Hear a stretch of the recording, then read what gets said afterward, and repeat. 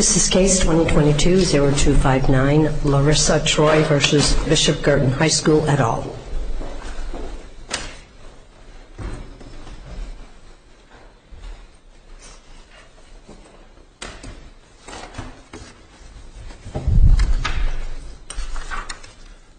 I've reserved 2 minutes for rebuttal. May it please the Court, I'm Joshua Guertin. I represent the appellant Larissa Troy, who is not here today. She lives in California. So say you are a reasonable 17-year-old girl going to a Catholic school. You have no sexual experience. You're deferential to authority. Maybe you're not too worldly, but you're having trouble at home. School is a refuge. You get befriended by a trusted teacher. Then he assaults you. You're scared, confused, unsure what happened, unsure whether it was wrong. Then he assaults you again. This time, Larissa dutifully reported to the Dean of Students, who is a mandatory reporter. She's told she's lying. Do not repeat this story. You will be in trouble if you do. But she knows it's wrong because she reports it, doesn't she? Pardon me? The fact that she reports it, doesn't that indicate that she knows that the conduct was wrong? Well, I think it probably indicates that maybe she thought that the conduct was wrong, and she went to the Dean of Students, which was her way of reporting, and was told that the school has nothing to do with this. And she didn't believe that either because she told her mother. Well, she told her mother, and her mother has also told her, you're lying, don't tell anybody. And so she gets shut down. And that is the reasonable thing to do when you're this person, and in your and a teenage victim of sexual assault is a class of victims that a judge has to put themselves in the shoes of, and that is a reasonable thing for her to do. If she had a duty to investigate, she did it right then. What more can a reasonable teen victim of sexual assault do? And she does the objectively reasonable thing for people in this class of victims. She buries it. She compartmentalizes it. She pretends it didn't happen. She blames it on herself. Do you agree that the case really comes down to the second prong of the analysis, causation prong? Yeah, and she had no notion that the school was a cause of her injury. So can you address the 1997 revelation? I mean, it seems to me that based on the facts, and at least as I understand them, that contained everything she needed to know to proceed at that time. Do you agree with that? Oh, of course it does. The 1997 revelations, if she had been apprised of them, contain everything she needed to know. She just never was apprised. The legal question there is what is she attributed to knowing in that situation? Nothing. And what is the support for that? I mean, this letter, as I understand it, the information was widely disseminated to the Bishop Guertin community. There was media coverage about it. So why is she not imputed to have that knowledge? She never received it. I think it's that simple. And press coverage is not a method, an accepted method of notification. There are some exceptions. If you're the Whitey Bulger plaintiffs and you live in Boston, maybe. But press coverage alone is not a sufficient reason to be, a sufficient basis to be apprised of a cause of action. So the statute tolls on and on and on and on and on until defeating the purposes of the statute of limitations until she has actual knowledge? Well, there's two responses to that. One is the new statute makes that now state policy, right? But it doesn't go on and on and on, and it's not subjective in the way that my brother suggests. It's objective in that in that she was diagnosed when she did what normal people in this situation do. She buried it, and something then triggers it. That's the standard. The standard. What happens for this class of people, and something triggers it. In her case, it was she found out her likeness was being used on marketing, and that she found the Bishop Accountability website, and at that point she was objectively diagnosed with a variety of diagnoses that are consistent with this class of But this wasn't this isn't a repressed memory case. Not a repressed memory. I mean, she consciously was aware of it and thought about it a lot, apparently, during this whole period. She was aware of it for years, and it affected her her life in innumerable ways, but being traumatized by events and memories is not the same as realizing causation. Those are different. And she did what these victims reasonably do. She made no connection until something then triggered the realization. And then she follows up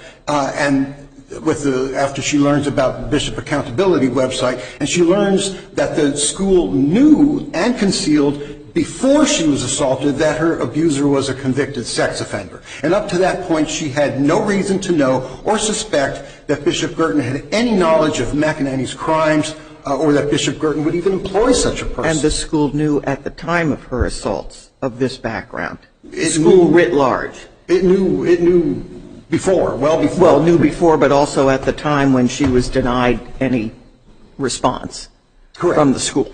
Yes. Hey, go ahead. Mr. Guertin, can you just clarify, did I hear you say that you're not arguing for a subjective standard? You agree that the standard is an objective standard? It's an objective standard. I think that's too well in the law to try to attack. But she was objectively diagnosed with consistent with this class of plaintiffs, and so there's two objective places, two times where the objective analysis confirms what she did. The first time was she did what people do in this circumstance. She buried it, she compartmentalized, she tried to forget about it, she moved away. But she didn't bury it. You said in response to my question that she was consciously thinking about it a lot.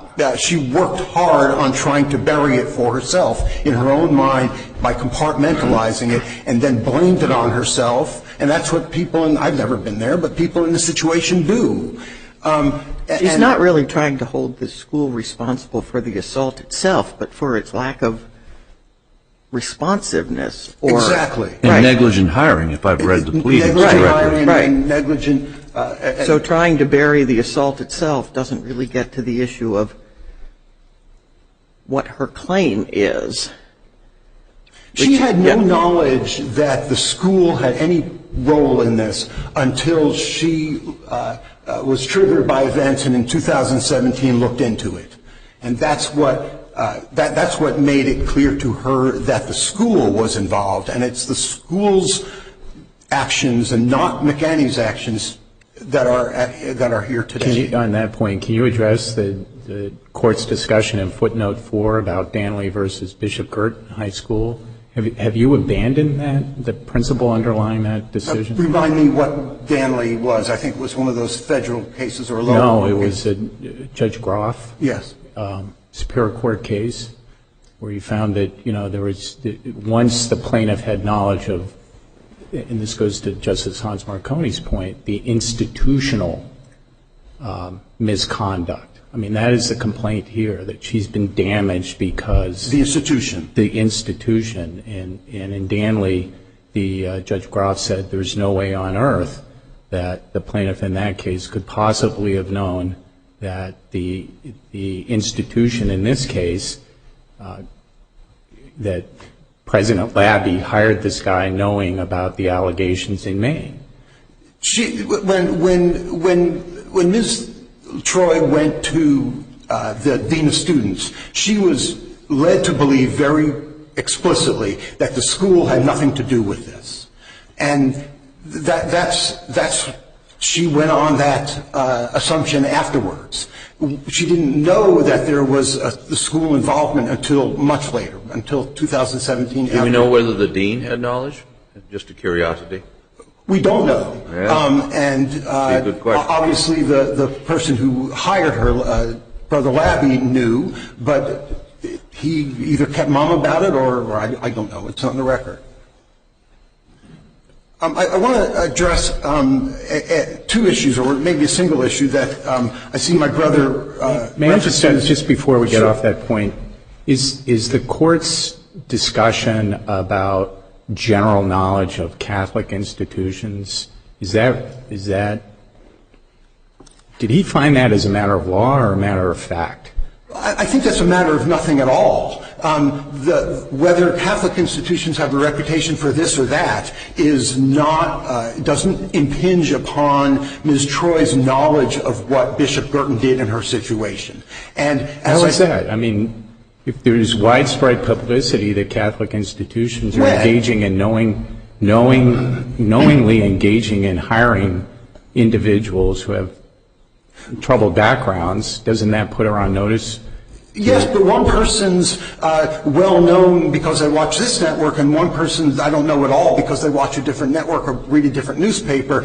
You know, if it's in an almanac, you know, President Lincoln was the president, well, maybe. But widespread news coverage, like I said, there's an exception for the Whitey Bulger plaintiffs. But other than that, news coverage doesn't give you knowledge that that you have a cause of action. And the other problem with that is when. You know, the news coverage is in 1997. Does that mean, or does that mean, well, the news coverage about Bishop Guertin, but the AG's report came out a few years later. Does that mean that the statute of limitation ends when the Attorney General's report comes out, or does it end when, you know, CNN reports it?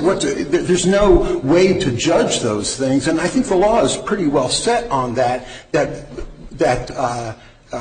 media publicity does not give you notice until the thing becomes something like an almanac. Well, certainly your client's family had notice. They received a letter from Bishop Guertin in '97. So, well, Bishop Guertin says it sent it to them, but the depositions say they have no recollection of ever having received it, and if they had received it, it was never discussed with Larissa.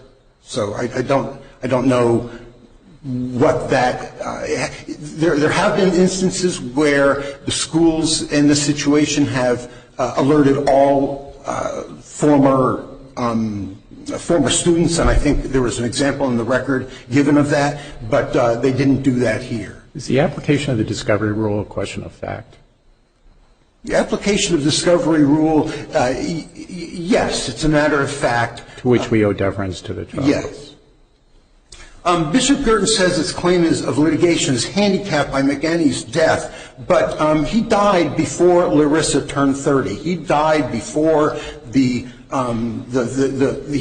died within the initial limitations period. So she could have sued Bishop Guertin after he died, and he'd still be dead. So I think the schools claim that they are handicapped in their litigation because he's dead. I think that's inapposite to the case. And second, the same thing, the policy statement about statutes of limitations going on forever. Well, that's the policy of New Hampshire now. Thank you very much. Thank you, Attorney Gordon.